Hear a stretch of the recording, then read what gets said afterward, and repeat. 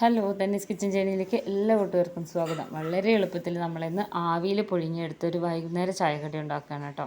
ഒരുപാട് ഐറ്റംസ് ഒന്നും വേണ്ട, എല്ലാവർക്കും ഇഷ്ടമാവും, പ്രത്യേകിച്ച് പഴം കഴിക്കാത്ത കുട്ടികൾക്കൊക്കെ. അപ്പോൾ ഇതെങ്ങനെയാണ് ഉണ്ടാക്കുന്നതെന്ന് നോക്കാമല്ലോ. ഇതിനായിട്ട് ഞാനിവിടെ ഒരു നേന്ത്രപ്പഴം എടുത്തിട്ടുണ്ട് കേട്ടോ. കുറച്ചധികം പഴുത്ത് പോയിട്ടുണ്ട്. ഇതുപോലെ പഴുത്ത പഴമാണ് കേട്ടോ വേണ്ടത്. നല്ല മധുരമുള്ള പഴമാണ് വേണ്ടത്. ഇതിനി നമ്മൾക്ക് ഇതിനെ ഒന്ന് അരച്ചെടുക്കണം. അതിനായിട്ട് ഞാനിവിടെ ഒരു മിക്സിയുടെ ജാറിലേക്ക് ഇത് ചെറിയ കഷ്ണങ്ങളായിട്ട് ഇട്ട് കൊടുക്കുന്നുണ്ട് കേട്ടോ. അപ്പോൾ എത്ര പഴം കഴിക്കാത്തവരാണെങ്കിലും ഈ ഒരു രീതിയിൽ ഉണ്ടാക്കി നോക്കിക്കഴിഞ്ഞാൽ നമുക്ക് ഇത് കഴിക്കാൻ തോന്നും. അത്രയും രുചിയാണ് കേട്ടോ. ഇനി ഈ പഴത്തിലേക്ക് നമ്മളിവിടെ ശർക്കര ഉരുക്കി വെച്ചിട്ടുണ്ടായിരുന്നു ഞാൻ കേട്ടോ. അതൊരു 3 ടേബിൾ സ്പൂണോളം ചേർത്ത് കൊടുക്കുന്നുണ്ട്. ഈ ഒരു ടേബിൾ സ്പൂൺ കണക്കാണ് കേട്ടോ എടുത്തിട്ടുള്ളത്. ഇനി 1/4 കപ്പോളം വെള്ളം കൂടെ ചേർത്ത് കൊടുക്കുന്നുണ്ട്, നന്നായിട്ട് അരച്ചെടുക്കാൻ വേണ്ടിയിട്ടാണ്. അപ്പോൾ ശർക്കര ഇഷ്ടമല്ലാത്തവർക്ക് 3 ടേബിൾ സ്പൂൺ പഞ്ചസാര ചേർത്ത് കൊടുക്കാം. അപ്പോൾ ഇത് അരച്ചെടുത്തിട്ടുണ്ട്. ഇനി ഞാനൊരു ബൗളിലേക്ക് ഗോതമ്പ് പൊടിയാണ് ചേർത്ത് കൊടുക്കുന്നത് കേട്ടോ. 1/2 കപ്പോളം ഗോതമ്പ് പൊടി. നമ്മളിതിൽ എണ്ണ ചേർക്കുന്നില്ല, മൈദാപ്പൊടി ചേർക്കുന്നില്ല, അങ്ങനെ ഒന്നും തന്നെ ചേർക്കുന്നില്ല. ഇനി ഒരു 1/2 കപ്പോളം തേങ്ങ കൂടി ചേർത്ത് കൊടുക്കുന്നുണ്ട്. അപ്പോൾ തേങ്ങ ഇത്രയും എടുത്തിട്ട് 1/2 മുതൽ 3/4 കപ്പ് വരെ എടുക്കാം കേട്ടോ തേങ്ങ.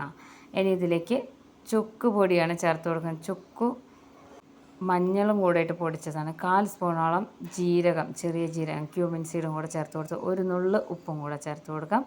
ഇതിലേക്ക് ഇനി നമ്മൾ അരച്ച് വെച്ചിട്ടുള്ള നേന്ത്രപ്പഴം ശർക്കരയും കൂടെയുള്ള ഒരു കൂട്ട, ചെറിയ ചെറിയ കഷ്ണങ്ങളൊക്കെ ഉണ്ട്, അതങ്ങനെ കിടന്നോട്ടെ കേട്ടോ. മുഴുവനായിട്ടും അരഞ്ഞു വന്നില്ല എന്ന് വെച്ചാൽ കുഴപ്പമൊന്നുമില്ല. ഇനി ഇത് കൈകൊണ്ട് നന്നായിട്ട് ഇതിനെ കുഴച്ചെടുക്കണം. അപ്പോൾ ഇത് കുഴച്ചെടുക്കുമ്പോൾ കുറച്ച് വെളിച്ചെണ്ണ ഒന്ന് നമുക്ക് കയ്യിൽ തടവി കൊടുക്കാം കേട്ടോ.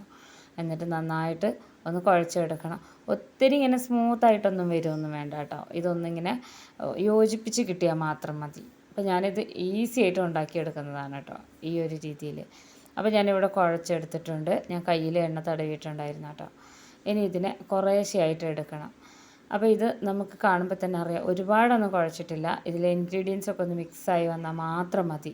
പെട്ടെന്ന് തന്നെ 5 മിനിറ്റിനുള്ളിൽ ഉണ്ടാക്കിയെടുക്കാം. ഇതുപോലെ ചെറിയ റൗണ്ട് ഷേപ്പിൽ എടുക്കണം കേട്ടോ. ഈ ഒരു സമയത്തൊന്ന് റൗണ്ട് ചെയ്ത് കൊടുത്താൽ മതി. അപ്പോൾ വെള്ളം ഒഴിക്കുമ്പോൾ ചെറിയ ചൂടുള്ള വെള്ളം ഒഴിക്കാൻ ശ്രദ്ധിക്കണം കേട്ടോ. എന്നിട്ട് കൈ കൊണ്ട് ഇതുപോലെ ഒന്ന് ചെറിയൊരു തുളയിട്ട് കൊടുക്കണം. അപ്പോൾ ഈ ഒരു രീതിയിലാണ് കേട്ടോ ഞാൻ ഉണ്ടാക്കിയെടുക്കാറ്. ഇനി നമ്മൾക്ക് നെയ്യോ അല്ലെങ്കിൽ വെളിച്ചെണ്ണയോ ഇതുപോലെ ഒരു നെറ്റിലോ അതല്ലെങ്കിൽ ഇഡ്ഡലിയുടെ തട്ടുണ്ടല്ലോ അതിനൊപ്പം കിട്ടും നമുക്ക് ആവി കയറ്റാനുള്ളൊരു പാത്രം, അതിൽ ഇതുപോലെ നിരത്തി വെച്ച് കൊടുക്കണം കേട്ടോ. ഞാനിങ്ങനെ ഉണ്ടാക്കിയെടുത്തു കഴിഞ്ഞാൽ 2 ദിവസമൊക്കെ വെക്കാറുണ്ട്.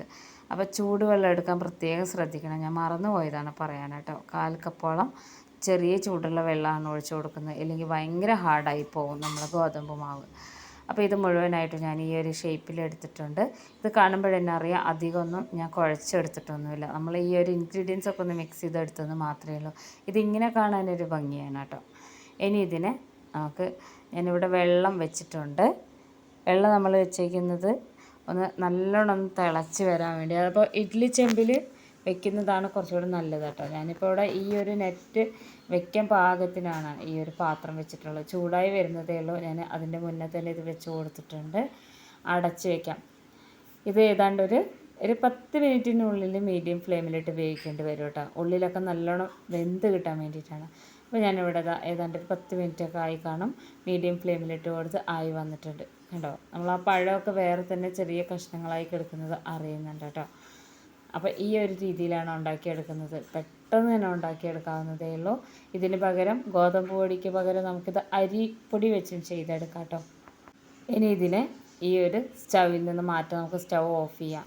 നന്നായിട്ട് ചൂടാറിയതിന് ശേഷം നമുക്കിതിന് സെർവ് ചെയ്യാം കേട്ടോ. വളരെ ടേസ്റ്റാണ്, കുട്ടികൾക്കൊക്കെ ഇഷ്ടമാവും. ഒരുപാട് ഇൻഗ്രീഡിയൻസ് ഒന്നും വേണ്ടാത്ത ഒരു നാടൻ ഐറ്റമാണ് കേട്ടോ ഗോതമ്പ് പൊടിയും പഴവും വെച്ചിട്ടുള്ളത്. അപ്പോൾ പഴത്തിൻ്റെ മണം ഇല്ലാതിരിക്കാൻ വേണ്ടി ചുക്കുപൊടിയുടെ കൂടെ ഏലക്കാപ്പൊടി വേണമെങ്കിൽ ചേർത്ത് കൊടുക്കാം. ഞാനിപ്പോൾ ഇവിടെ ഒരു വെറൈറ്റിക്ക് വേണ്ടിയിട്ടാണ് കേട്ടോ. അപ്പോൾ എല്ലാവരും ഉണ്ടാക്കി നോക്കണം, അഭിപ്രായങ്ങൾ അറിയിക്കണം. ഇതുപോലെ ഈസി റെസിപ്പീസായിട്ട് അടുത്ത വീഡിയോയിൽ